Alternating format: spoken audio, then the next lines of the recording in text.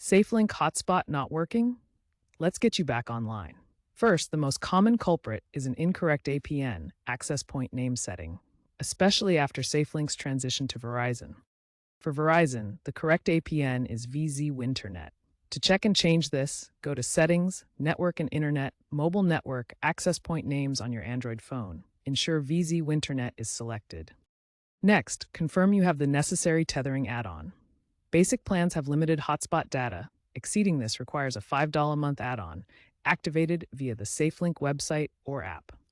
Finally, restart your phone. This resolves many temporary glitches.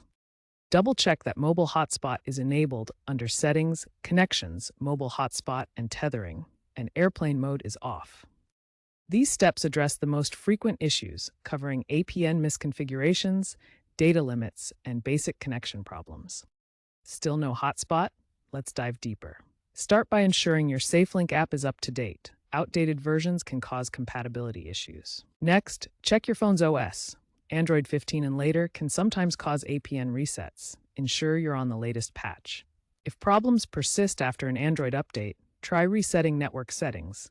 Settings, General Management, Reset Network Settings. Disable battery optimization for the SafeLink app and any VPN apps, as these can interfere with hotspot functionality. If you're in a rural area, ensure you're connected to an LTE or 5G network for optimal stability.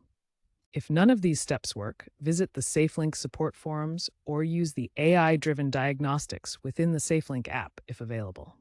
Remember, eSIM adoption and carrier mergers can sometimes complicate APN settings, so stay informed about SafeLink's official announcements. Finally, if all else fails, contacting SafeLink's customer support directly is your best bet.